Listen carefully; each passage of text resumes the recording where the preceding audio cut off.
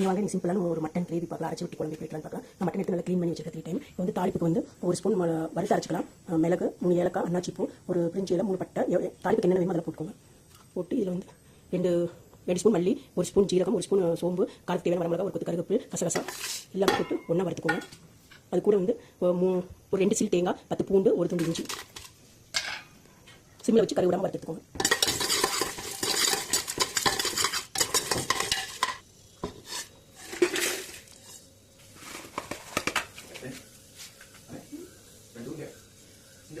நல்லா வறுத்து வச்சு கருக விடாமல் வறுத்து வச்சு இது வந்து 6 வரை அரைச்சி எடுத்துக்கலாம். கருவிட்ட வாசனை இருக்காது. இப்போ வந்து மட்டன் வந்து தாளிச்சு விட்டுக்கலாம். ஆட்டு தாளிச்சு விட வரை அரைச்சி எடுத்துக்கலாம்.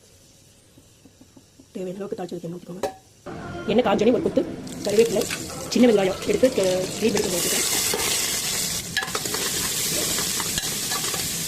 சின்ன வெங்காயத்தை கொஞ்சம் நல்லா வணங்கிட்டு பால் வணங்கினே மட்டன் எடுத்து போட்டுக்கணும். வெங்காயம் கொஞ்சம் பால் நல்லா வணங்கிட்டு இப்போ வந்து மட்டன் எடுத்து போட்டுக்கணும்.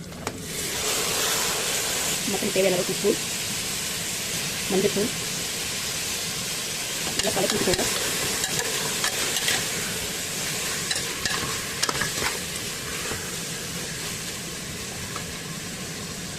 மட்டன் நல்லா கலக்கி விட்டாச்சு. இப்போ வந்து ஒரு தட்டு போட்டு மூடிக்கலாம். அதுக்குள்ளே வந்து மசாலா ஆறிட்டு அரைச்சி எடுத்துக்கலாம்.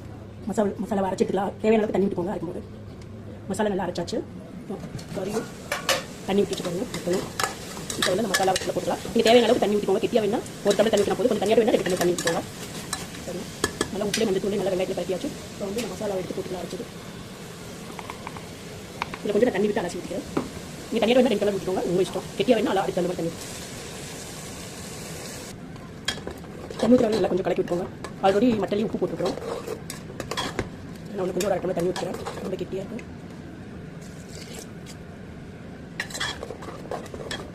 இந்த குழம்பு நல்லா இட்லி, தோசைக்கு, ரைஸ்க்கு எல்லாத்துக்குமே டேஸ்ட்டாக இருக்கும். இப்போ வந்து அவ்வளோதான். மூடி போட்டு ஒரு 4 விசில் விட்டு எடுத்துக்கோங்க.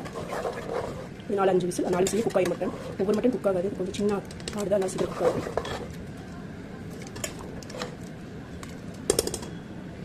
மூடி போட்டு 4 விசில் விட்டு எடுத்துக்கோங்க.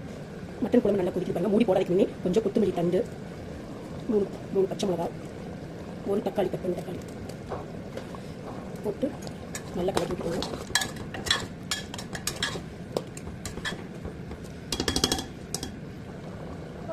இப்போ வந்து நல்லா மூடியை போட்டு ஒரு 4 விசில் விட்டு எடுத்துக்கோங்க.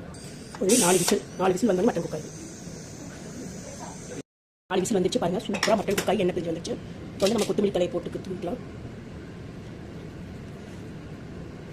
இந்த கலக்கிக்கலாம் பாருங்கள். சூப்பராக சாஃப்டாக வந்துருக்கும். இது கிரேவி ரொம்ப டேஸ்ட்டாக இருக்கும். தயிர் சாப்பாட்டுக்கு, வெறும் ரைஸுக்கு, இட்லி, தோசை, சப்பாத்தி, பூரிக்கு கூட நல்லாயிருக்கும். அவ்வளோ டேஸ்ட்டாக இருக்கும். கண்டிப்பாக ட்ரை பண்ணி பாருங்க. மட்டன் கிரேவி சிம்பிள் தான்.